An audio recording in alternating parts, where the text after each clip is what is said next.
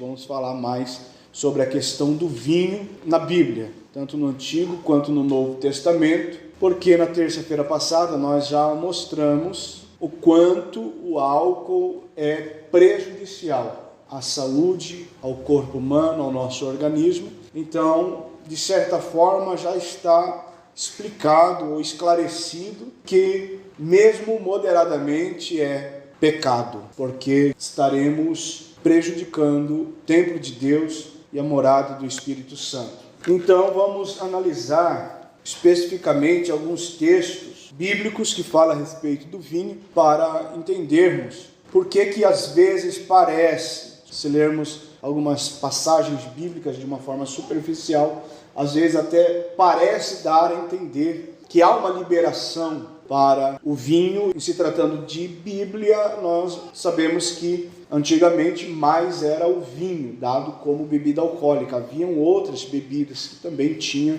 fermentações de outras frutas. Então, além da fermentação, havia já há muito tempo o processo também da destilação. Mas quando a gente fala de vinho, a gente está falando propriamente de bebida alcoólica. E no Antigo Testamento há duas palavras que diferencia bebida alcoólica de uma bebida não alcoólica, que são termos, obviamente, hebraicos, porque é a linguagem original do Antigo Testamento, e a primeira palavra é Iaim, e a segunda é Tirosh. Essas duas palavras são muito usadas no Antigo Testamento porque a Bíblia fala muito a respeito do vinho. E todas as vezes, uma dessas duas palavras foram usadas. E são elas que distinguem o que é o vinho embriagante e o que é apenas o produto da uva, que a Bíblia chama também de fruto da vide. Então, quando se usa o termo Iaim,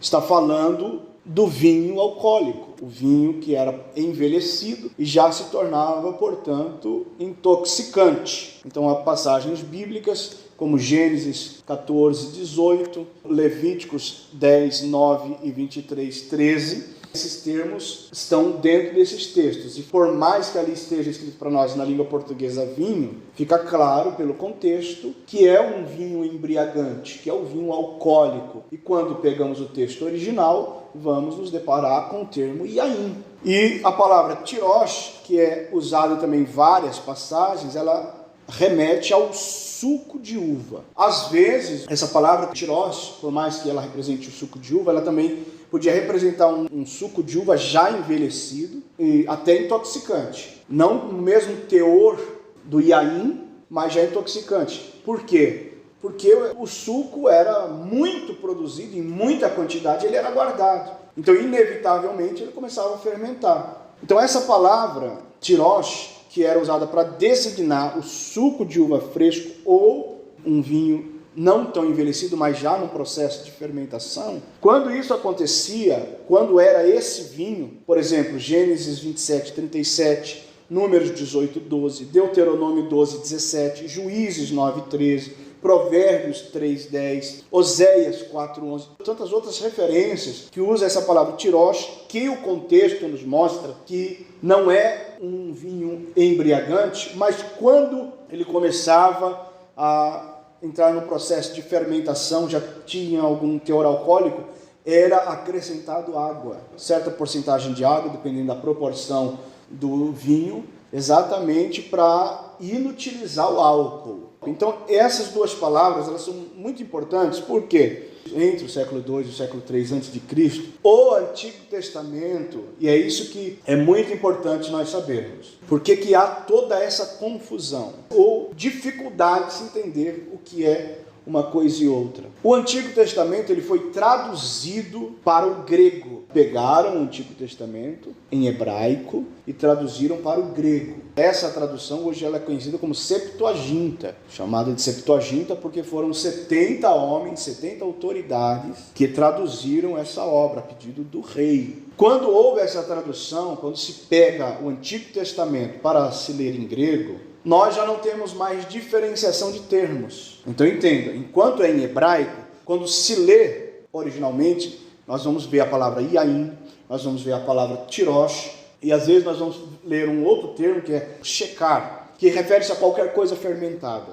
Então, no hebraico era assim, quando se traduziu para o grego, usou-se tanto para tirosh como para yain, uma palavra só, oinos, em grego, é vinho. No hebraico, quando tinha a palavra tirosh, eu entendia que era o vinho não embriagante. Quando tinha a palavra yain, eu entendo que era a bebida alcoólica. Quando traduziu-se para o grego, usou-se a palavra oinos para as duas expressões hebraicas, já não tendo mais a possibilidade de diferenciar qual bebida é a embriagante e qual não é. O problema começou a partir da tradução do Antigo Testamento para o grego, para a literatura chamada Septuaginta, usada até hoje. Essa palavra, essa mesma palavra oinos, ela vai para o Novo Testamento, porque o Novo Testamento, a língua original do Novo Testamento é o grego. Então, em toda a Bíblia, tanto no Antigo quanto no Novo Testamento, usa-se em grego uma palavra só para se referir ao vinho. Vinho, tanto o yain quanto o tirosh.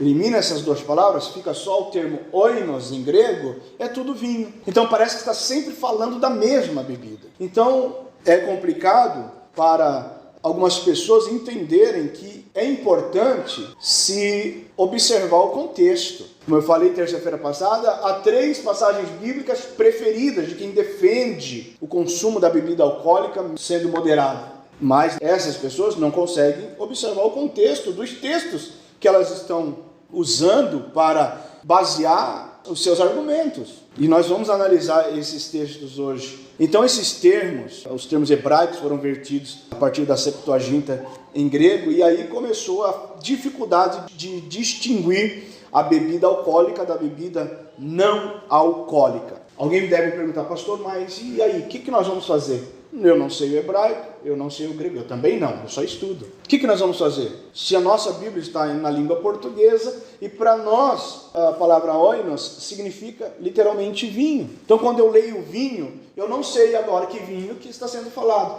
Então é importante nós observarmos quem está falando e o contexto. Porque se a gente falar do bom vinho, por exemplo, produzido por Jesus nas bodas de Caná da Galileia. Esse é um dos textos preferidos das pessoas. Em João, capítulo 2, versículo 9 e 10, fala que Jesus ali transformou a água em vinho. Quem é que não conhece essa passagem? Mesmo quem não conhece nada de Bíblia, e as pessoas que estão lá fora, que não sabem absolutamente nada de Bíblia, conhecem essa passagem exatamente por conta de que Jesus transformou a água em vinho. Então quer dizer, então pode beber. Se Jesus transformou a água em vinho, então pode-se beber. Mas se a gente pega o contexto e quem está fazendo, qual é a noção que a gente tem que ter? Jesus, sabendo das leis, Jesus sendo filho de Deus, Jesus sendo santo, o homem que não pecou, produziria e ofereceria bebida alcoólica a alguém? É sensato acreditar que Jesus faria isso? Então, se está escrito vinho lá, o que nós temos que entender? Ora, quem está oferecendo aquela bebida? Jesus.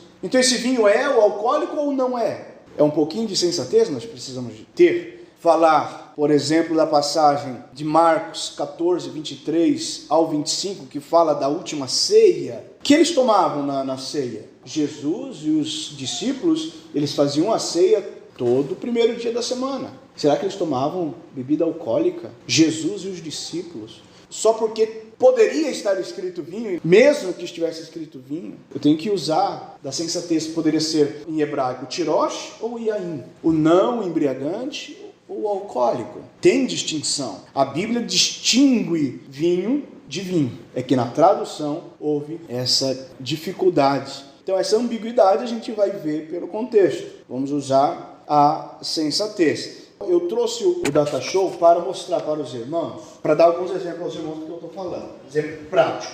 Você lá, por exemplo, não sabe ler o original, você não sabe ler o grego, você não tem uma Bíblia que seja bilíngue ou trilíngue, você não tem um dicionário para traduzir o original da Bíblia. Então, veja um exemplo prático, básico, muito simples de como a gente pode resolver isso. Hoje não tem quem não conheça o Google, né? Então vamos lá, eu abri uma Bíblia online, e eu quero pegar uma referência, por exemplo, vamos abrir na referência de João, vamos lá para as bodas de Caná da Galileia. Vou lá em João, está lá no capítulo 2, versículos 9 e versículo 10. Então, para nós em português, e logo que o mestre Sala provou a água feita vinho. Está escrito vinho. E agora, como é que a gente resolve isso? Versículo 10. Todo homem põe primeiro o vinho bom, e guardando, e quando já tem bebido bem, então o inferior, mas tu guardaste até agora o bom vinho. Então vejam que nesses dois versículos, o 9 e o 10, tem ali 1, 2, 3 menções do vinho. Então o que eu costumo fazer? Eu venho aqui, vou no idioma, eu quero então o Novo Testamento escrito em grego. Então eu pego lá a opção textos recépticos, que é um pouco mais antigo do grego moderno, e eu coloco ali, eu quero os versículos 9 e versículo 10. Vejam que a palavra oinos está aqui, lembra que eu falei que era oinos? Ali, está no versículo 10, está no versículo 9, 3 vezes essa expressão. Então o que ela significa? Eu copio ela e eu abro uma outra aba, pego o básico do básico. O Google oferece traduções, possibilidades de traduzir uma infinidade de idiomas. Então eu coloco lá, quero traduzir do grego para o português. Ali na setinha azul, eu tenho uma infinidade ali de línguas que eu posso fazer traduções. Então, eu colo aqui aquilo que eu copiei, olha lá. Então, pastor, quer dizer que a palavra lá, então, nas boas de Caná da Galileia é oinos e traduzido por vinho. Como que eu resolvo esse problema? Lembra a questão da sensatez para interpretar. Foi Jesus que transformou. Ele transformaria a água em Yain ou em Tirosh? Pela lógica, o Yain é o vinho embriagante, tóxico, alcoólico. Tirosh é o suco da uva, e quando tivesse fermentado, ele era misturado com água. Jesus faria o quê dentro da tua concepção? O Jesus da Bíblia, não é o Jesus que muitos veem por aí, não. Vamos pegar agora o exemplo da última ceia. Vamos lá para o Evangelho de Marcos, então, capítulo 14, versículo 23 ao 25. Veja o que diz. E comendo eles, tomou Jesus o pão, e abençoando-o, o partiu, deu-lhe, e disse, tomai e comei, isto é o meu corpo, e tomando o cálice, e dando graças, deu-lhe, e todos beberam dele. Então tem um cálice ali, eles estão bebendo, certo? Aí Jesus diz, ele pega o cálice, e o conteúdo que estava no cálice, ele faz a comparação, versículo 24. E isto é o meu sangue, o sangue do Novo Testamento, que por muitos é derramado. É uma comparação, claro que no cálice não tinha o sangue de Jesus. Agora vejam o versículo 25. Em verdade vos digo que não beberei mais do fruto da vide.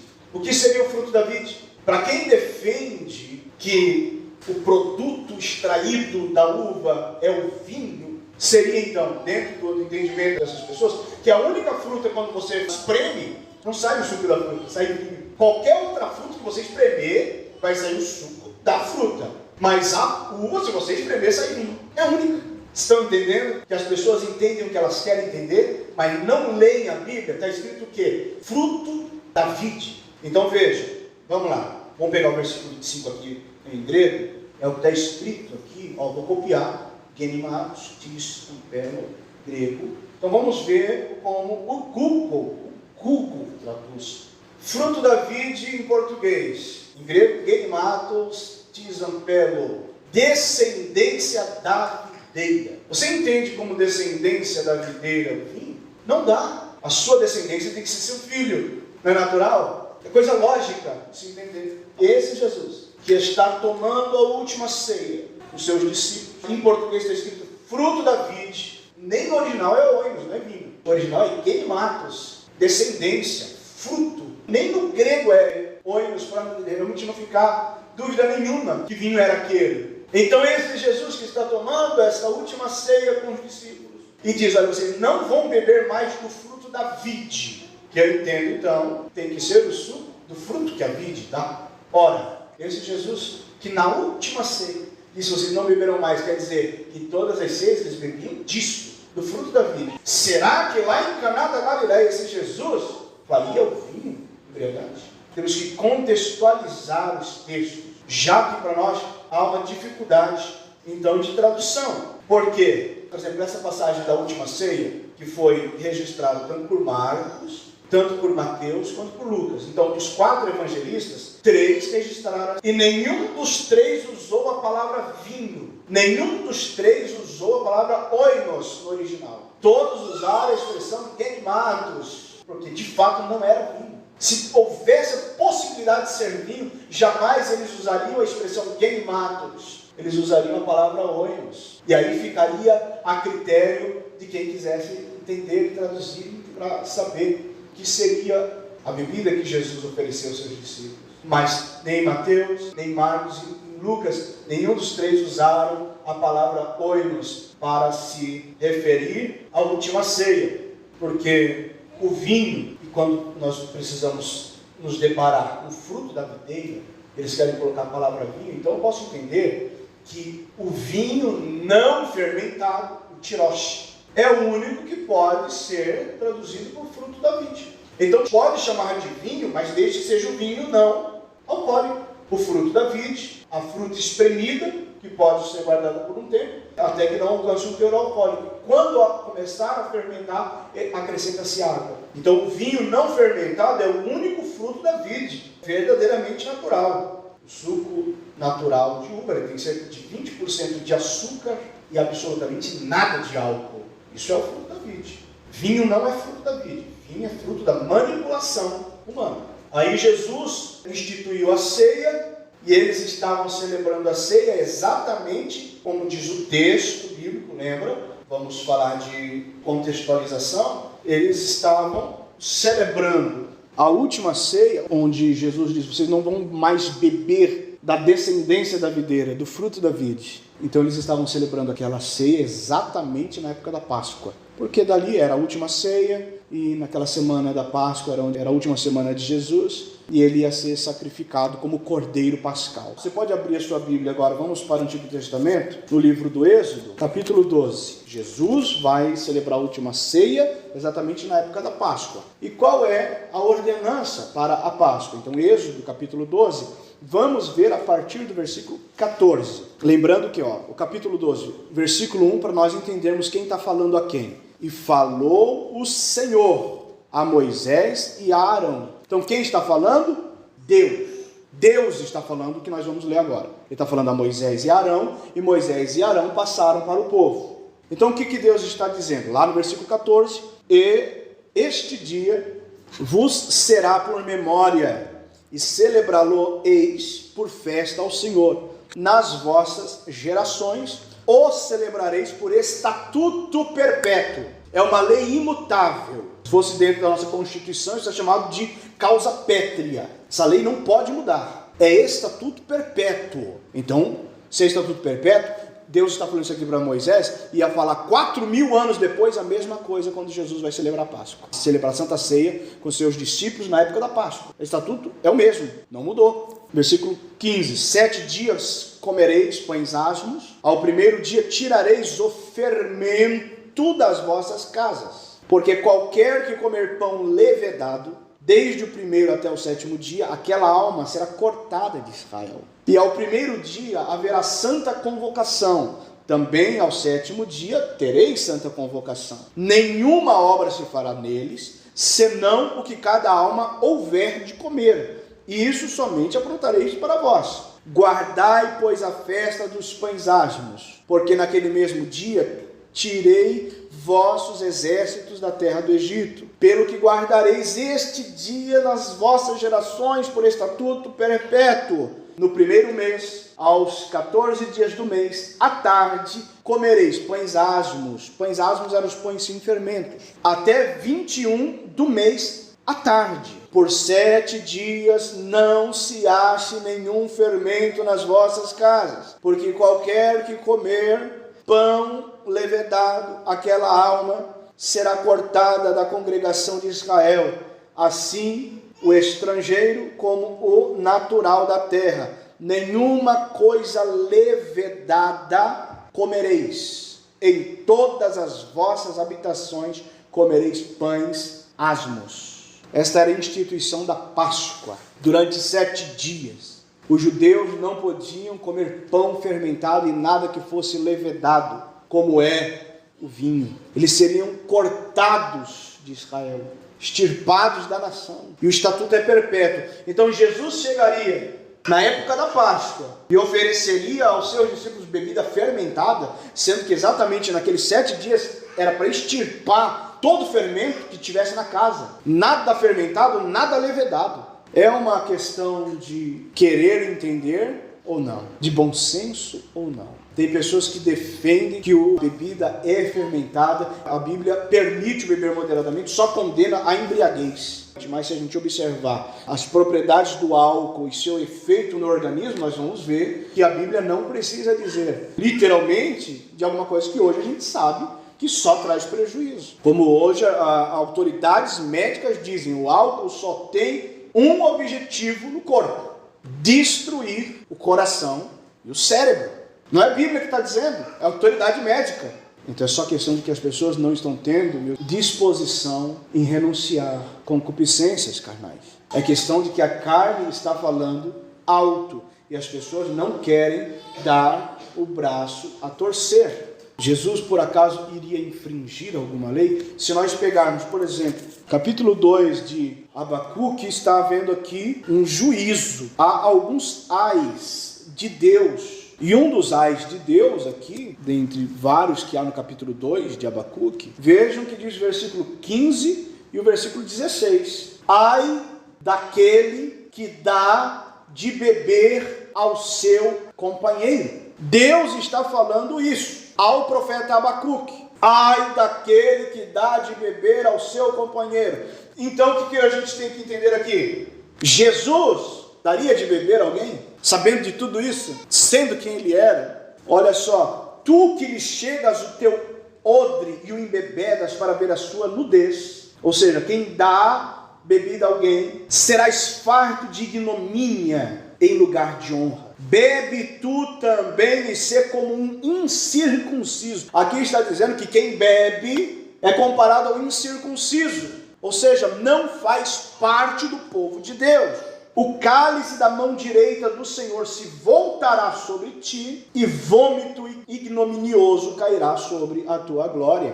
Então é isso que Deus vê e considera sobre a bebida, e de quem dá bebida a alguém. Isso mudou, será? Deus mudou de opinião? Deus é igual ao homem que muda de palavra como troca de roupa? Quem as pessoas acham que Deus é? Quem as pessoas acham que Jesus é? Quem as pessoas acham que Paulo é? Acham que eles são libertinosos, que eles são levianos, que eles são carnais, tais como aqueles que não querem entender que pecado é pecado, que Deus não muda. Então há texto no Antigo Testamento, em hebraico, antes da tradução para o grego, que vai diferenciar o vinho embriagante do vinho não embriagante. Quando isso se traduz para o grego, e do grego foi traduzido para o português, tudo com uma palavra só, vinho, oinos. Mas há textos que a palavra nem vinho, nem a palavra oinos é colocada a palavra genimatos, que é fruto, descendência da vide. Para que não haja confusão, Jesus não serviu vinho nas suas ceias, ele disse fruto da vide. Marcos falou fruto da vide, Mateus falou fruto da vide, Lucas falou fruto da vide. Eles não falaram a palavra vinho, eles não usaram a palavra oinos. Mas João usou a palavra oinos lá nas bodas de Caná da Galileia. Viu que ele usou uma vez no versículo 9, usou duas vezes no versículo 10, quando Jesus transformou a água em vinho. Então o que a gente está fazendo? Contextualizando. Aquele Jesus que sabe que há um ai daquele que dá de beber ao seu companheiro, que sabia que na época da Páscoa não podia haver nada nem fermentado nem levedado para ser consumido. Jesus que veio para cumprir toda a lei, que veio para não pecar. Jesus que é santo. Então lá nas bodas de Caná da Galileia, por mais que João usou a palavra oinos para falar vinho, ele poderia estar usando a palavra oinos no sentido de tiroche, o suco da uva, o fruto da vide, o suco não fermentado. Mas quem gosta vai dizer que aquele é o vinho alcoólico, sim,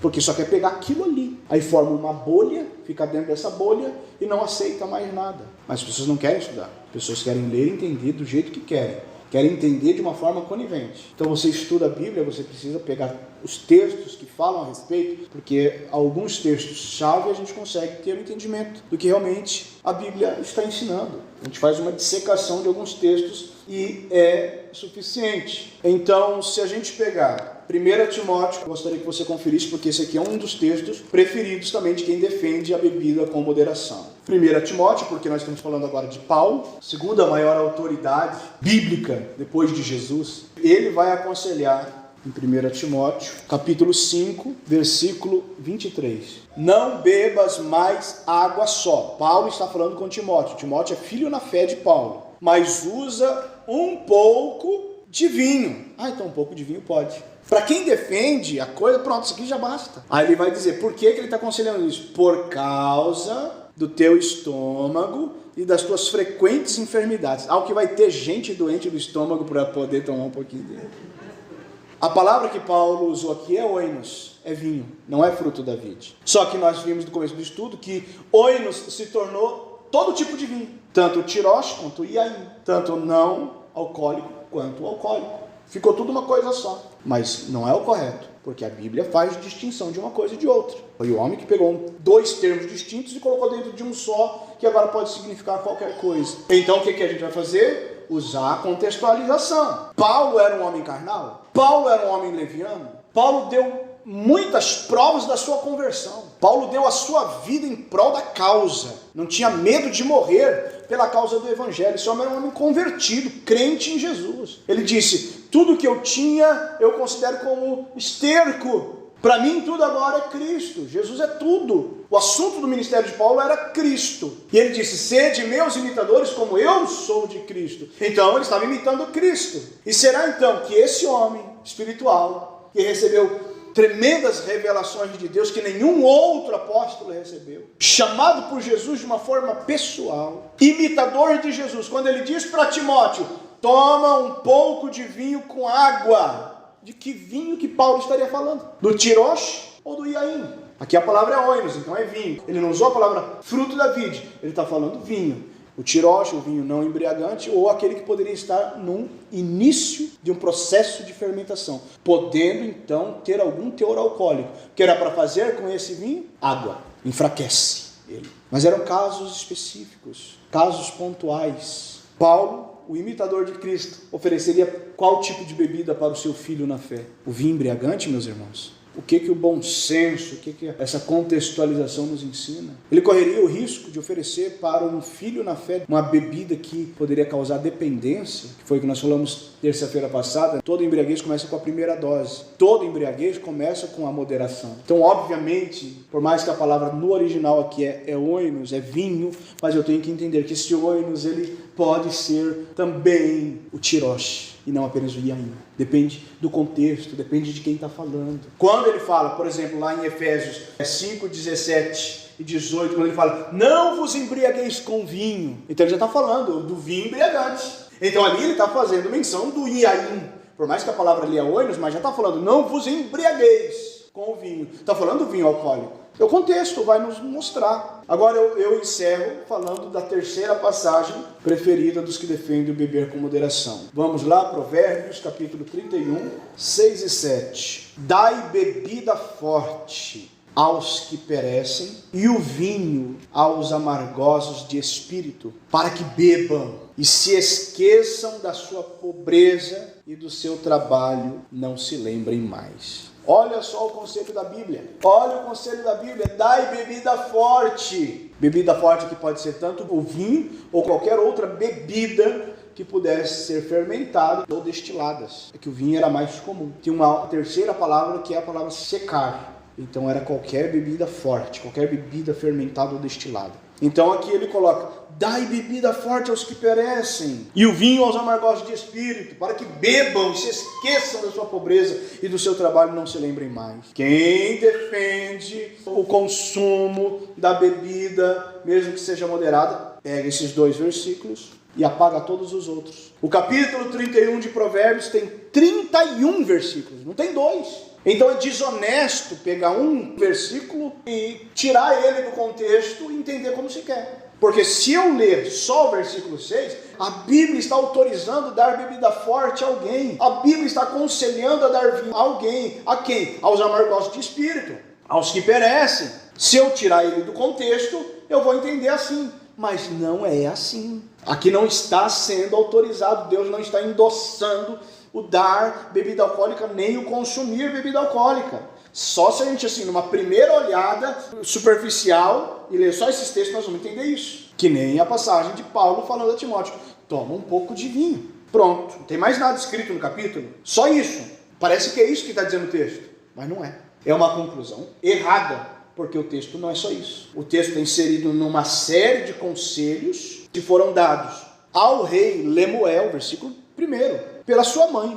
Palavras do rei Lemuel, a profecia que lhe ensinou sua mãe. Então, quando o rei Lemuel era só um príncipe, ele teve uma mãe sábia, e a sua mãe vai aconselhá-lo. E ela vai começar dizendo, versículo 2, como filho meu, e como, ó filho do meu ventre, e como, ó filho das minhas promessas, não des às mulheres a tua força, nem os teus caminhos ao que destrói os reis. Não é próprio dos reis, ó Lemuel, não é próprio dos reis beber vinho, nem dos príncipes desejar bebida forte, para que bebam e se esqueçam do estatuto e pervertam o juízo de todos os aflitos. Dai bebida forte aos que perecem e o vinho aos amargosos de espírito. Também na sequência da lógica que a mãe de um rei estava fazendo, primeiro ela está dizendo, se alguém tem que beber, não é um rei. Um rei ele tem que ser são, sensato, sóbrio, porque ele tem que julgar, porque ele tem que ser honesto. Ele tem, como diz aqui no versículo 5, ele não pode se esquecer dos estatutos. Uma autoridade como rei não pode perverter o juízo, tem que julgar com retidão. Então o rei não pode beber. Se alguém tem que beber, é o pobre. Se alguém tem que beber, é o amargurado de espírito. Entenda uma coisa, não é para dar a bebida forte, ela está fazendo uma comparação. A ironia é uma das figuras de linguagem. A gente aprende isso na hermenêutica. E aqui há uma ironia, é uma fala sarcástica que a mãe do rei Lemuel está usando. Ou seja, ela está trazendo ao seu filho justamente a ideia de que a embriaguez não é a solução. Ou é uma falsa solução. Por que falsa solução? Porque uma pessoa embriagada ela vai piorar a questão da sua amargura e da sua pobreza. Então esse sarcasmo é usado pela mãe do rei Lemuel como uma ironia para criticar quem está lidando com a causa dos pobres dessa forma. Porque primeiro ela diz que o rei tem que estar bem para julgar bem, para não perverter o juízo de todos os aflitos. São os aflitos do versículo 6, os que perecem, os amargosos de espírito. Ela vai dizer no versículo 8, abre a tua boca em favor do mudo, pelo direito de todos os que se acham em desolação. Olha o que ela está falando para o rei Lemuel fazer de fato. Abre a tua boca, versículo 9, julga retamente e faz justiça aos pobres e aos necessitados. Estou entendendo o sentido do que a mãe do rei Lemuel está dizendo para ele? Não está dando-se uma ordem aqui para dar vinho a ninguém, para dar bebida a ninguém. Ela está dizendo, se alguém tem motivo para beber, são essas pessoas. Aqueles que querem esquecer dos seus problemas, mas não resolvê-los. Agora, para um rei não é digno beber. Você então, meu filho, não é para dar bebida forte, nem vinho aos que estão aflitos, aos pobres, para que eles esqueçam dos seus problemas. Você, como rei, tem que ajudá-los a resolver os seus problemas. Versículo 8 e 9. Abre a tua boca a favor do mudo, aquele que não tem voz, aquele que não tem a quem recorrer, aquele que não tem condição de contratar um advogado pela sua causa, aquele que talvez nunca possa chegar na presença do rei, mesmo numa audiência pública que um rei fazia, mas havia limites também de atendimento de pessoas. Havia pessoas que levavam meses para conseguir falar com o rei sobre a sua necessidade. São os mudos daqui. Abre a tua boca a favor do mudo, pelo direito de todos os que se acham em desolação. Rei Lemuel, ó meu filho, abre a tua boca e julga retamente, faz justiça aos pobres e aos necessitados. Fazer justiça aos pobres e necessitados não é dar vinho a eles, não é dar bebida forte a eles. Então a solução não era dar a bebida forte. Dar a bebida forte é como se fosse uma maquiagem, uma espécie de maquiagem do problema. Mas ela está dizendo, isso não é o correto. Antes tem que enfrentar o problema na raiz, com atitudes que sejam concretas, a ajudar o pobre, de fato, com aquilo que pode trazer solução, bênçãos para a vida dele. Não com algo que vai potencializar os seus problemas. Porque se um pobre começa a se embriagar, o que ele vai fazer da vida? Então a Bíblia, ela é a favor da lucidez para resolver os problemas. Podem ser os mais difíceis da vida.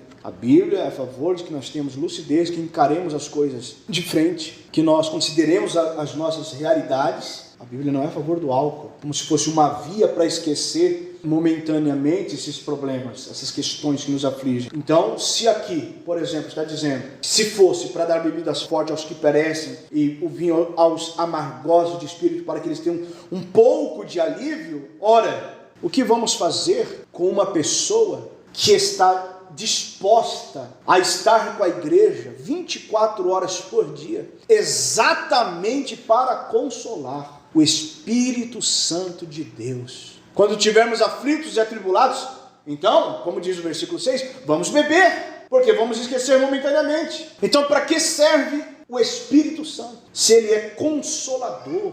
Para que serve o ministério do Espírito Santo na igreja, se na hora da aflição a Bíblia permite beber? Incoerências? Claro que são incoerências. A pessoa tem que encontrar conforto, a pessoa tem que encontrar alívio em Cristo. Quando estiver amargurado de espírito, quando estiver perecendo, quando estiver aflito, tem que procurar o consolo do Espírito Santo. A pessoa tem que se segurar nas promessas de Deus, não no efeito do álcool, nem que seja moderadamente. Porque aí está trocando a eficiência do poder consolador de Deus, do seu Espírito, de Cristo, da palavra, pelo beber moderadamente. É o Espírito Santo que habita em nós, que nos traz paz. Fruto, Gálatas 5:22. Virtudes, o amargurado de espírito, virtude que o aflito precisa, paz,